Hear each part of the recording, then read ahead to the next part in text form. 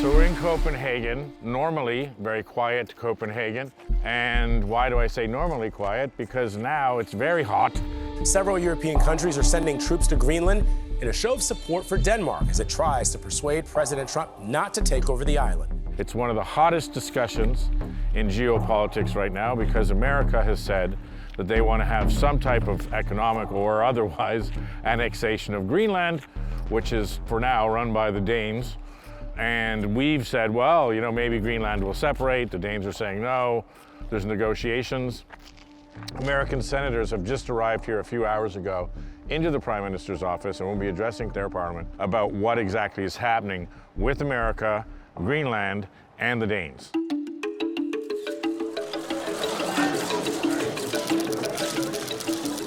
We're here in Danish Parliament. There's a bipartisan committee of senators here from America meeting with the Danish Parliament about annexation. And so we're going to try to get a question in. Come on, we'll go over to the side. Hi, how are you?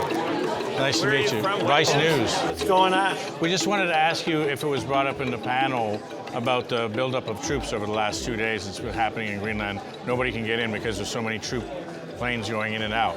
And so We didn't talk about that. You didn't talk about that. What were the biggest things you focused on? You know, the biggest was our chance to listen to the heartfelt self-desire of Greenlanders to be respected. Right. So it's quite moving for us. Excuse me. Oh, sorry. Hi, how are you? Right here. Can I just get one quick question? Yeah, sure. Journalists can't get into Greenland right now because the airspace has been so busy because of so many troop movements. Yeah. What do you have to do? Did you talk about that in the panel? We can't report on it because there's so many troop movements in there. No. You didn't talk about it? No. Do you have any reason for that? No. Okay, thank you. Thank you. Excuse me. Nice to meet you. Whoosh. I'm pouring with sweat. Pouring. Can I get one question, sir? Did you talk at all in the panel about the recent buildup of troops into Greenland? No civilian aircraft can get in and out. We talked about the strategy. Yeah. So we're working together, and that's what this was all about. All right, thank you. Excuse me. Hi, how are you? Right here. Right here. Hi. Hello. Thank you for this, taking the time. Sorry, you have been very persistent, but sorry. We it's been a have. busy week. I don't know. We just wanted to say, did the panel discuss at all the recent buildup of troops that's happened from Europe and NATO into Greenland? I can say this was a confidential space, but what we focused on was to strengthen our dialogue based on respect and trust, and then there was a very strong willingness from the American delegation to listen in to our colleagues from Greenland and hear their experiences, hear what they are facing, hear the voices in Greenland, and listen in to how the current situation is creating a lot of uncertainty and fear, anxiety amongst kids, and that I think was something that made an impression on the delegation. That I can say. And what were the Americans most concerned about during this panel discussion? Well, I can't refer but I can refer from what they said Sure. here. I think they are. That there's a joint wish to have de-escalate and not to be seen in any way here as confrontational or divisional, but it's a bipartisan delegation that share a wish to have a dialogue based on trust, based on respect, and it was emphasized, I can say also without the tariff voting individual members, how crucial this is for our alliance, how crucial this is for our prosperity, our freedom, and our security. And that was a clear and strong message within the room from every participant. Thank you for your time, sir. Thank you. We're in Copenhagen, in Denmark. So we're going to go talk to people about what in God's name is going on. Per Stig Møller, who's the old foreign minister, actually is the last guy to work on the defense pact with America and Greenland and Denmark. So we're going to go talk to him about what's going on and what his thoughts are on the kerfuffle that's happening between America and Denmark. Bango.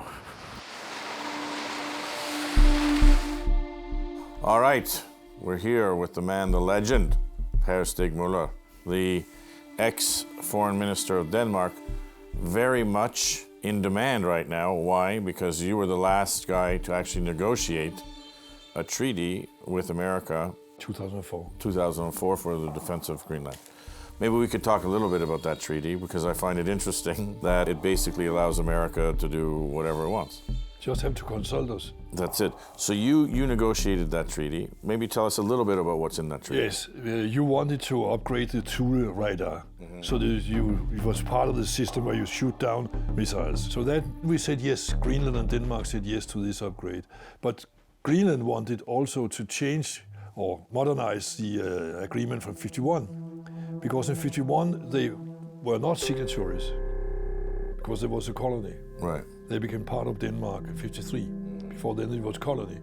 So they wanted a new text amended where they could sign it with me and with the United States, which we did. In that treaty, and you can correct me if I'm wrong on anything, is basically that America can do what it wants security-wise in Greenland. It just has to consult Denmark. Yes, and Greenland. And Greenland, yeah. Which is fair enough. We cannot have 10,000 American soldiers suddenly standing in Nuuk. You have to talk with Greenland about it before they come. But we cannot say no to you. So if you want more bases, it says important things can be done in this way, big things. So if you think that there's a hole in the security wall, can amend it.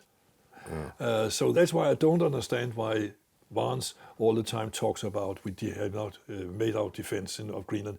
You did not, you left. Our message to Denmark is very simple. You have not done a good job by the people of Greenland. You have underinvested in the people of Greenland, and you have underinvested in the security architecture of this incredible, beautiful landmass filled with incredible people. That has to change. And because it hasn't changed, this is why President Trump's policy in Greenland is what it is. So let's get into that.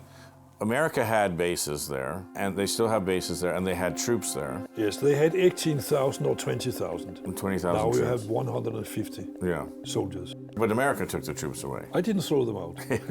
And they had 18 bases, now they have one. Did they tell you why they did that, or they just did No, that was what everybody did at that time. Because in the 90s, where you had the peace and peace dividends, so I don't blame you for it. We did the same. And there we also made a declaration where we said we keep the Arctic as a low tense area. Right. So when you make it a low tense area, then you don't upgrade the military, then you downgrade the military, right. Which happened for Denmark and for the United States of America. So speaking of Russia, and we'll add China in there too, a lot of people are saying there's a hole in the security wall. Has Russia or China ever impinged on the sovereignty of Greenland? No, they have not. They know that it's part of the Danish kingdom. And they also know that there will be problems with the United States if they try it. We're doing the Golden Dome, we're doing a lot of things, and we really need it. If we don't go in, Russia's going to go in, and China's going to go in. And there's not a thing that Denmark can do about it, but we can do everything. I had a talk with the founding father of Greenland, Jonathan Motzfeldt, great politician. He talked about this, that he wanted a new agreement where they could sign. Then I said, but you want to be independent? Then he said, no. What? You don't want to be independent? No. They will not let us live alone on the ice. They will not leave us alone on the ice. And things have shown he is right. This morning, President Trump just said the United States needs Greenland and that anything less than total control is unacceptable. What if, let's say, America goes to the people of Greenland and says, okay, secede from Denmark, do a thing with us, and we'll give you a lot of money? I think they'll be very angry. That's, I think, one of the most stupid things you could do. Okay. Because they're not cattle. Yeah. They're not cattle. Yeah. You have cattle, you have all had and no cattle, right. as Reagan said. Sure. That's your situation. Yeah. They're not cattle. You cannot buy them as you can buy cattle. They are very, very angry. So that was not the most stupid thing you could say. Also, Rubio said it the other day, we don't want to invade Greenland, we want to buy it. Don't they have any sense in their heads? Two of the arguments are, one is a hole in the security wall, and you're like, look, you want bases, you can have as many bases as you want. We have a treaty that says that. Yes, and we are upgrading our military up there all we can. But yeah. And so the other is rare earth metals, which, because it's melting, mining is now possible. And so they're saying, well, we want the rare earth metals. What's happening with that? No problem. Jonathan Motzfeldt and I were sitting in a committee in the end of the 90s where we should decide who can get licenses. You had to ask for a license and then we had to decide it. And there were no American wishes. As far as I know, there are 80 licenses around. Yeah. One for America. The only one American has asked for it. Well, they applied, they got it. So if you want it, Greenland, as far as I understand, their intention is, of course, to help you to it. But Right. you just have to follow the rules. So that they can have rare earth metal contracts, Yes. they can do whatever they want security-wise.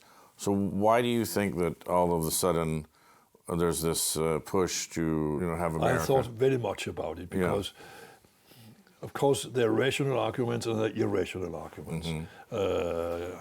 The security, that's nonsense. Rare earth, that's nonsense. Can be solved, all of that. So I should like to tell them, well, what is the problem? You were writing, or we wrote together the treaties. If there's something wrong with them, come forward. Tell us what is exactly wrong. They've not said that. Tell us what's wrong, and then we can do it. We can amend it. We can make another text because we want this cooperation to continue. So I can see no reason. There's no rational reason, unless it is this Monroe Doctrine that all the area is our hemisphere, as State Department said the other day, which means Canada, which is too close to the British, must be American. Greenland, which is too close to Denmark, must be American. Falkland Islands, don't forget that. Then you have to go down and throw out the Great Britain from Falkland Islands. Wish you luck. So if we talk Monroe Doctrine, meaning, spheres of influence, and we want to have a larger sphere of influence, so Canada's an interesting one. I'm Canadian. It's territorial expansion. It's to have spheres of influence. Yes, that's primitive, but that's rational at any rate. You have allies, and it's democracy. They have democracy in Canada. They have democracy in Greenland. They want Greenland to be independent so that they can push Greenland more than they can today, the Americans. And then you have democracy. I couldn't see that you will get Trump. So they cannot see what they will get in Canada or Greenland sometime in the future. But that's the way of life if you don't want to be a robber. So Denmark has long been a staunch ally of America. And when you were foreign minister, both in Afghanistan and Iraq, in the wars there, you sent Danish troops. You were there for America, and America was there for you in times of crisis. What's this doing to our relationship with Denmark now? I think you have destroyed it. The country now taking preventative measures to deter the U.S. from acting, asking other NATO allies to help. Overnight, a Danish plane arriving on the island for a military exercise. You are very unpopular. The ugly American has returned. The ugly American was in the 1950s, but he has returned. So I think it's very, very disappointing because since I was a little boy, America was an ideal for all Danes. Then this question of loyalty. Republican Senator Mitch McConnell warning that if the U.S. goes after a NATO ally, it will be incinerating the hard-won trust of loyal allies. My opinion has been when I became foreign minister, and we had Iraq, we had Afghanistan, we want you to come and help us when we need it. And we expect you to come.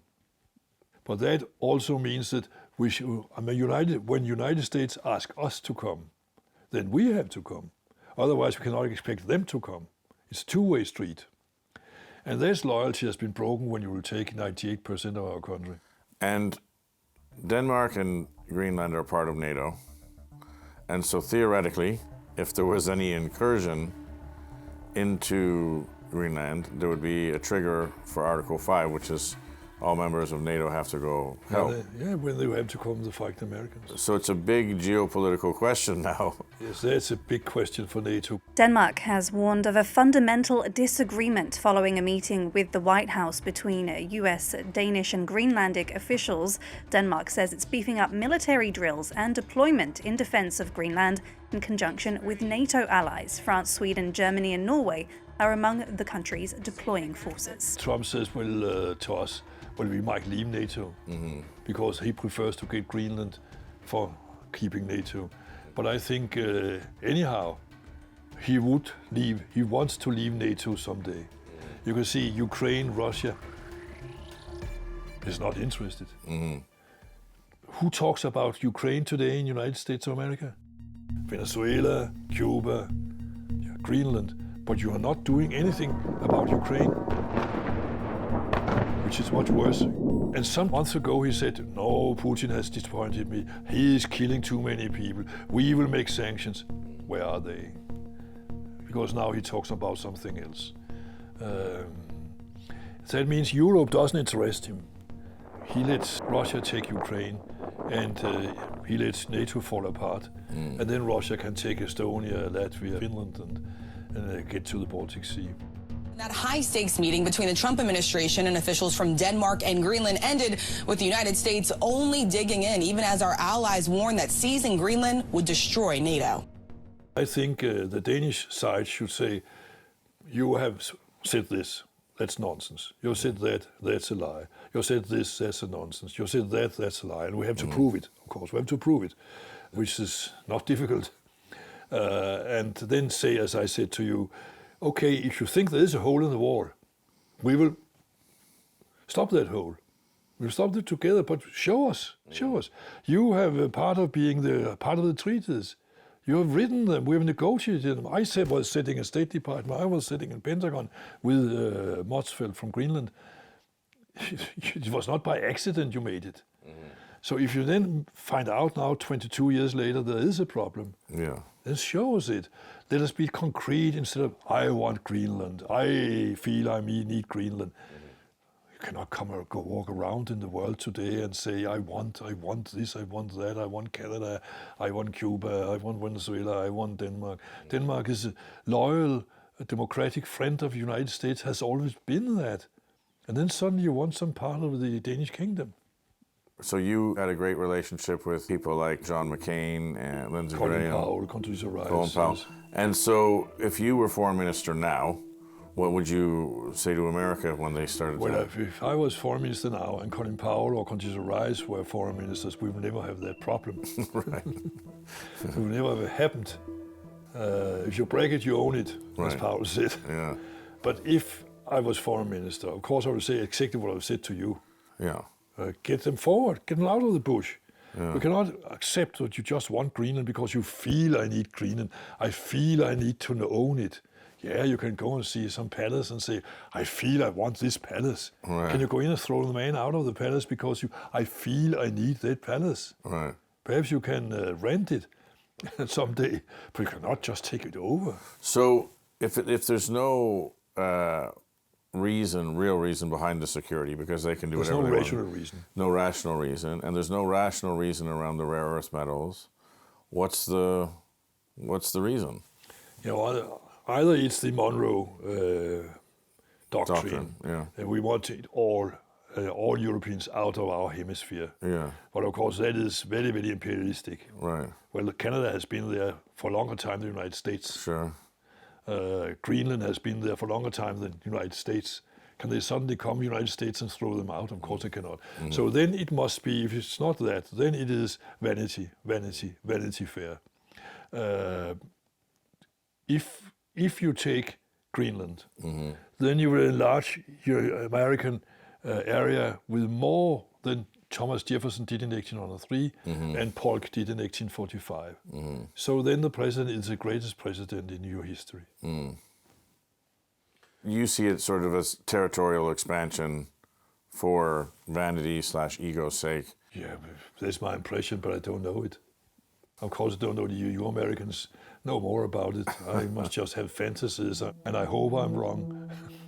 Stephen Miller's wife put out a tweet that had Greenland, but with an American flag. You know, what was the reaction here about that? People were very angry, especially Greenland. Yeah. You do whatever you can to behave stupidly. But of course, Greenland was angry. This is not our flag. Right. Now you want us to take your flag. We will not have your flag. So it's negative. You get a negative impression all the time. If you want something, don't behave like that. Right. Stephen Miller also said, the one who is the most violent has the right.